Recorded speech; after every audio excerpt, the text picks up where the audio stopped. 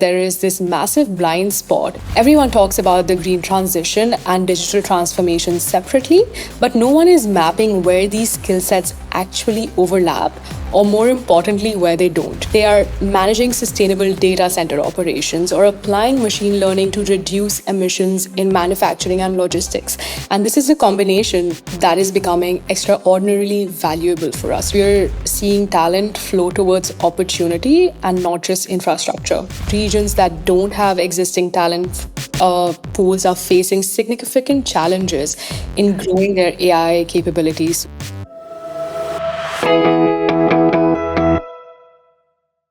Welcome to the AI at Scale podcast by Schneider Electric. My name is Gosia Górska and I'm the host of this program. Our show invites AI practitioners and AI experts to discuss about their experiences, challenges, and AI success stories. Today, we will discuss about a very special combination of skills, AI and green skills, as I have a pleasure hosting Siddhi Pal, who is concluding a research in this area. Welcome, Siddhi. Thank you so much, Gosha. Thank you for that warm welcome. I'm really excited for our conversation today. Siddhi, you are a senior policy researcher at Interface, a European tech policy think tank. And your work is focused on the intersection of artificial intelligence, labor markets, and talent flows, with an emphasis on inclusion and equitable access. Previously, Siddhi served as a policy advisor to the UK government and led programs for the UN Foundation Girl Up initiative. She's an active voice in global forums like the UN General Assembly and the World Economic Forum. She holds a master's degree in public policy from Oxford University and a degree in social psychology from the London School of Economics. So, Siddhi, please tell us a bit more about your work at Interface and also how did you come up with the idea of the research about green and AI skills? Thanks so much, Gosha, for that very warm welcome. As you've already mentioned, I lead AI and labor market research at Interface, and my work sits at a fascinating intersection of AI talent and innovation and competitive policies. We've published quantitative reports in the past that analyze talent ecosystems in Europe and beyond, and are also doing qualitative research where we're doing country-specific case studies that further examine the narratives behind these numbers that we are finding in our quantitative reports. So we've published a case study on Italy. Next week, we are publishing a case study on Finland. And then next, we are looking at Germany. But this paper on green and AI skills specifically is very special for us because it emerged out of a speaking engagement and a conversation behind it. So I was invited to speak at UNDP's Unlocking Green Tech Potential event, and I was having a conversation with my colleague Catherine, and we both realized that there is this massive blind spot in how we understand workforce development for climate action. Everyone talks about the green transition and digital transformation separately, but no one is mapping where these skill sets actually overlap, or more importantly, where they don't. So what made this research urgent now is that we are seeing policy discussions around AI infrastructure and green investments, and they're both happening in complete isolation from talent realities. So that was the inspiration behind this paper on green and AI skills together. I see. And why do you think it's important for talents to combine both the AI and green skills? Why does it matter for businesses and for the society? Definitely. So there's been a lot of recent research that is showing that green hiring is growing at 7.7% annually. But when you look at green skills growth, it's only at 4% growth annually. Now, this isn't just a workforce challenge, right? Because it's telling us where the most valuable skill combinations are emerging. So what's changed very recently and has been looked at for the first time in 2025 is that 53% of these green hires are people with green skills, but are not in green job titles. So this isn't just about isolated sustainability departments anymore. We are looking at procurement specialists that understand sustainable supply chains, manufacturers optimizing for circularity, technologists managing AI's energy footprint. So companies are recognizing that these skills deliver what they've always prioritized, which is efficiency, resilience, and competitiveness. And the market is putting real value on this. We are seeing that workers with green skills globally are hired at rates that are 46% higher than the overall workforce. In India specifically, that advantage jumps to nearly 60%. So now workers who combine this AI and green expertise, this is what a LinkedIn report recently called twin transition skills, are positioned at a very critical economic advantage, right? Like 60% higher than overall workforce is fairly high. And we're seeing that in 2025, the 3% of the green talent in G7 countries has started adding AI engineering skills that are also growing at nearly 40% year over year. So we're now realizing that the AI and sustainability conversation is no longer isolated, and we need people who can actually bridge this in practice. So these are people who can both deploy AI solutions and optimize their energy efficiency. They are managing sustainable data center operations or applying machine learning to reduce emissions in manufacturing and logistics. And this is a combination that is becoming extraordinarily valuable for us right now, which makes it more important for us to work on these workforce development. Yes, those are really interesting findings. And I'm super curious to know, among the AI experts, the AI population on the job market, which are the most popular green skills and which of them are still very rare or emerging? What did you find in the study? This was one of the most interesting findings for us. So we mapped Europe's 1.6 million AI professionals against the European Skills Classification System, which is the ESCO, and that revealed patterns around where the AI expertise is essentially concentrated. So the most common green skills that we found are lean manufacturing and developing biocatalytic processes, and these are skills that are related to pharmaceuticals, agriculture, consumer products.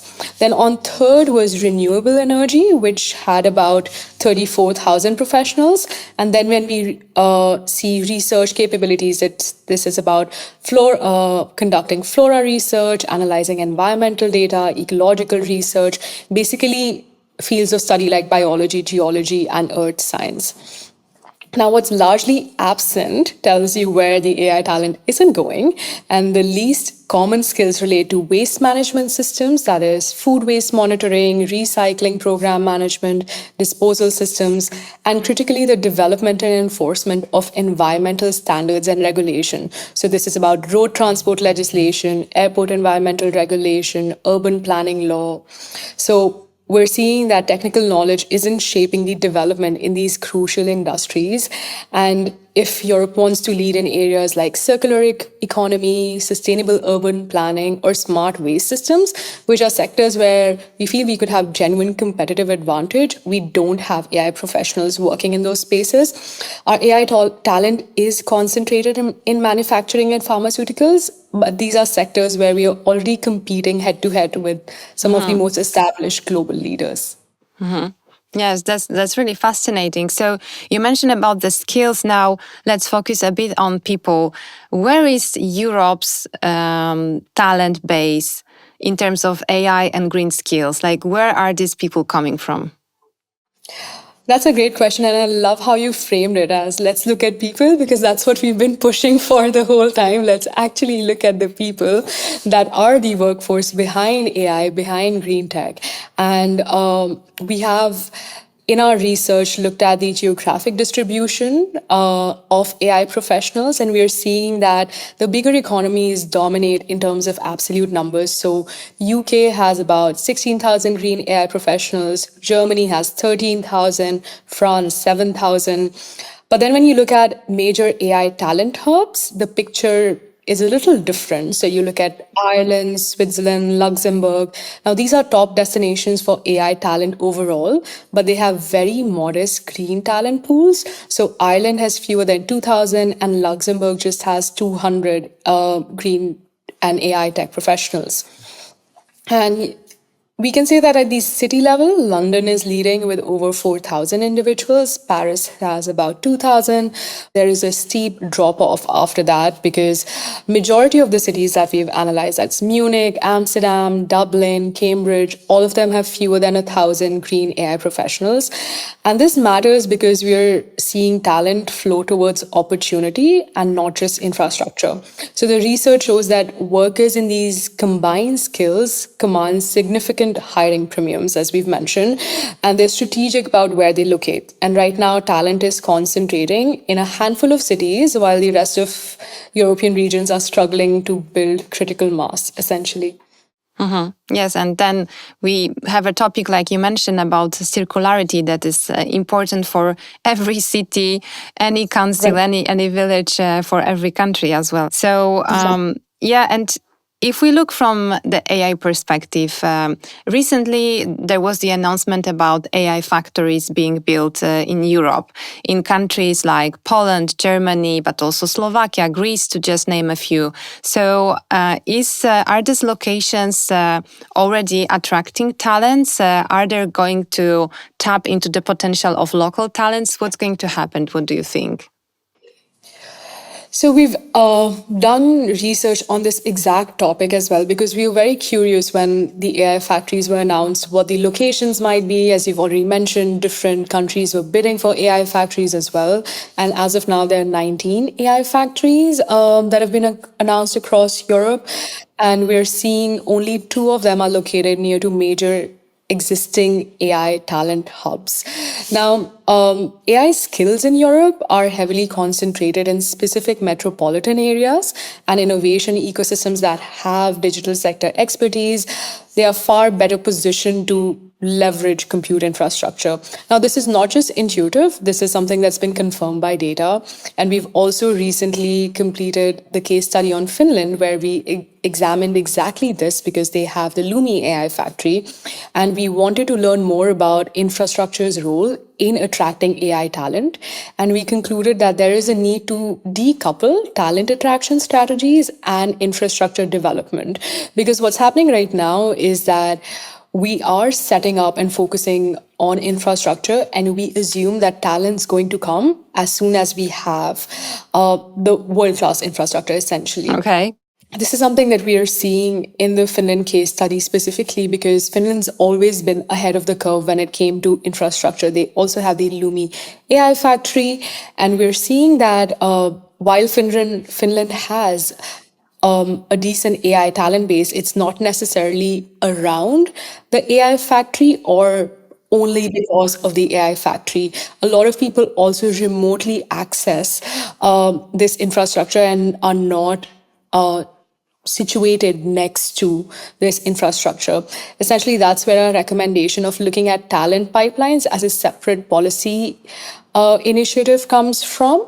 And I think this extrapolates like beyond Finland, like regions that don't have existing talent pools are facing significant challenges in growing their AI capabilities. So smaller talent pools limit the network effects and then they drive adoption and utilization. And innovation doesn't require just infrastructure, it also requires people who know how to use it. And critically, the business leaders and researchers who can identify valuable use cases. So we are talking a bit about the exchange of talents between European countries, especially as we will see those AI factories emerging. How about the international inflow of talents? Did you observe anything in the research on this topic? Definitely. So we're seeing when it comes to AI talent, a lot of the workforce is international talents, and there is a high dependence on international workforce, specifically when it comes to AI. We've seen in countries such as Ireland, over 30% of their AI workforce comes just from India, and around 30% is the average across European nations where it comes to where the AI workforce is coming from. So again, there needs to be a dual focus here, not just on developing homegrown talent, but also ensuring that the countries remain competitive in terms of attracting talent. And this is not, I would say, unique only to Europe, that there's a high dependence on international talent. This is a global challenge. The US's AI workforce is heavily dependent on international talent as well, and they do focus on remaining competitive in terms of attracting this talent. I think it's slightly different when we talk about Europe here, because we're always talking about the US, China, and Europe as when we talk about the AI debates, but our talent policies are different at member state levels in the EU. So maybe there's also a need for conversation around how that leads to internal competition for talent among European member states as well, and if there's a way to move beyond that. As you mentioned, the AI infrastructure alone will not be enough. We also need to have a policy that follows, that creates attractive conditions of working and living for those AI and green skilled talents. Now, if we look at businesses, I know that you usually advise on the policy to governments, to different organizations, but do you have any advice for businesses what they can do in front of this kind of skill gap? Because like when I reflect on what we do at Schneider Electric, definitely AI and sustainable skills are super important for us. For example, we have a mandatory course this year for all employees to get upskilled, to get a basic understanding of AI. And also we were mentioning the recent report by LinkedIn about green skills. But what else can we do? Should we more support the transition of careers towards AI and sustainability? Or do you think we should work more with the young talents, the people who are coming to the job market, basically? Very interesting question. I would say that Schneider specifically is a very interesting case study, and as has been shown in the LinkedIn report as well, you're already proving a lot of things with your approach. We have already discussed how the market supply cannot meet the demands of the green AI workforce at the moment. The companies do need to focus on building it internally as well.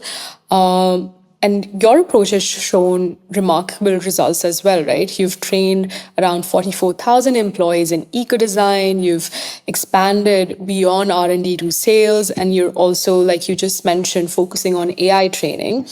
And I think one of the very striking aspects of your approach is a skills-first approach to roles and capabilities. It's this internal reskilling at massive scale, and it's delivering results. You've seen a 12% revenue growth. You've seen massive reduction in like customer emissions. Now, this is also matching a broader pattern in the data that we are seeing. We're seeing that 53% of the green hires are now people with green skills, but in non-green job titles, as I'd mentioned. So we're looking beyond the mainstream roles and looking to layer up capabilities and skills. And I think specifically for whether to focus on internal upskilling and reskilling within the organization, or to look at hiring new experts within the organization, I think there needs to be a balance there. Your employees already understand energy systems. They're building automation, industrial control. Now, adding that additional AI literacy to that foundation is much faster than teaching computer scientists about HVAC systems or manufacturing operations. So I would say that this domain knowledge is not easy, and your employees already have that, and then the technical skills can be layered on top systematically. Schneider's systematic approach is building a competitive advantage because you're already 3 to 5 years ahead of the curve when it comes to developing this talent pool internally. We've already seen that the market is not meeting the demands, and there are a lot more vacancies in this AI and green space than there is available talent. And it and policymakers also agree that governments by themselves cannot meet this upskilling and reskilling gap. It's one thing to focus on educational pipelines right now. By the time our current talent in at universities graduates and then enters the workforce might look fairly different by then as well. The workforce is changing every 1 or 2 years at this point. New skills are being added and needed. So there needs to be a combination of public private partnership when it comes to upskilling talent itself. There needs to be a combination of not just relying on the younger talent that's entering the workforce, but also continuously upskilling and reskilling the existing workforce so that we can meet the demands of these evolving workforce needs, essentially. Yeah, so there is definitely some challenge here for policymakers, for businesses as well. And I would like to discuss one more challenge with you, since I know that you are also researching this space, the gender balance. So is there a gap in terms of AI and green skills, in terms of gender representation? There is a big gap there that isn't spoken about enough. So there is a gender gap in this space that is both very stark and also strategically damaging. So globally, the AI workforce or talent pool has only 22% women, but this is only at the entry level. As soon as you start looking at senior executive levels, it falls down to below 15%. And in Europe, specifically, it ranges between 20 to 40% across countries, even where general workforce gender parity is much better. And when you look at green AI talent specifically, Northern Europe leads. So Latvia has 52% women, Iceland has 49, Finland 48. But when you look at bigger economies, they show much worse numbers. Germany, which has one of the largest green AI talent pools, it has just 21% women in this pool. France has 29, UK 28, Netherlands 26, and Malta is the lowest in our rankings with 18% women in the green AI talent pool. And this goes beyond just fairness, right? Workforces that aren't diverse risk failing to fully consider climate change impacts on different communities or even to evaluate the needs of different interventions. But then there's also the brutal economic reality. We're systematically excluding half the population from the fastest growing, highest premium skill combination precisely where we can least afford to. So we've seen in the LinkedIn report and also in the case study on Schneider that skills-based hiring that is focusing on capabilities rather than traditional credentials can actually increase women's representation in green talent pools by 26% in, say, US construction Wow. and 22% in India's utilities sector. And we know this works, and data is showing that 60% of Gen Z women express preference for climate action jobs. So the demand is also there, but we are not doing it. We are hiring based on traditional credentials in male dominated fields, artificially shrinking our available talent pool. Now, we've seen green hiring is growing annually and we can't meet demand. So systematically excluding half of the potential workforce is strategic malpractice. So we know what we need to do. We need to implement skills-based hiring and promotion, create transparent reskilling pathways that don't require traditional engineering credentials. We need to mandate inclusive hiring targets with accountability. And most importantly, we need to address the hostile environments in male dominated industries that drive women out even when they do enter. This is something we've seen in all the case studies we've done so far. The fact that women are now entering more and more STEM careers, but are choosing to leave 2 to 3 years in is a broader systematic question that goes beyond just STEM trainings. So we feel that companies and countries that can figure this out can significantly expand their talent pools to 3.5 times globally, and those that don't will lose this competitive race. And it won't be because the talent doesn't exist, it will be just because they refuse to access it. Okay, so you explained about the gender gap. Do you have any advice about how to close it? Definitely, there are a few pathways to bridge this gender gap. The first would be, of course, encouraging more women in STEM careers. And that doesn't start at the university level, that starts right in primary school. And this is something we've seen in the Finland case study, where when we speak with people about what is it that encourages more women to enter the workforce, it's not just a push towards STEM that starts when people start going to university. It's more societal. It starts as soon as someone is born. There's this constant push for equity in how people are raised. So we need to fundamentally change how we look at STEM careers, how we look at the gender's role when it comes to bringing up individuals. So education right from the beginning. Nowadays, there are a lot of books that encourage young people to explore different types of careers that are beyond the traditional careers that we had known when we were growing up. So education, but starting right at the primary level. Then, of course, looking at what our existing hiring practices look like, and if they sometimes unintentionally are keeping out certain parts of the talent pool and providing an advantage to certain genders over others, whether it's when we look at traditional workforce experience, when we look at what type of credentials we value versus others. Are we giving more weight to traditional universities degrees than reskilling, upskilling boot camps that are happening now?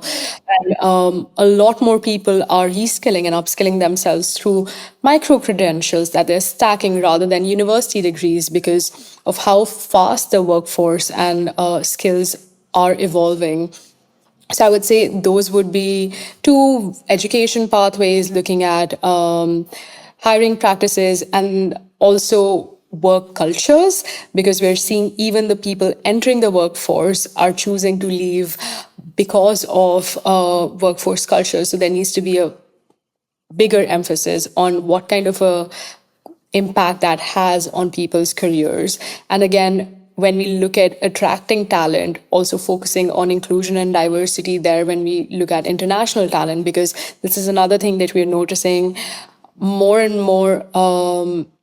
Most of the international talent that countries are attracting tend to be men because of ease of moving overseas, and various factors there. So having an inclusion focus there as well. I see. So, Siddhi, when you look at this landscape, the skills gap, the gender imbalance, the centralization of skills in certain locations, do you worry or there is some hope for Europe's future in the green AI race? I would say there is definitely hope, but worry here is fairly fundamental, because if you ask different people what AI and green skills mean, there will be different answers. We don't have one standardized definition that is EU-wide. Say, for example, when you look at the ESCO taxonomy, there are definitions of what green skills are and what AI skills are, and some what green tech skills are. But these definitions are fairly outdated at this point. There are a lot more skills that have been added in the last few years. And if we want to know what our talent pool looks like and what interventions do we need, where do we need to upskill or reskill, where is it that we're lacking, we first need to be able to measure what our existing sort of workforce snapshot is like. Where are we at right now and where do we need to develop? So I would say let's start with the basics. We need to look beyond the traditional taxonomy, which is very heavily focused on engineering and natural sciences, and go more towards tech forward capabilities, look more at AI specific taxonomy here. Based on what we've seen in the existing taxonomy, only 1/3 of the AI workforce has even just one green skill.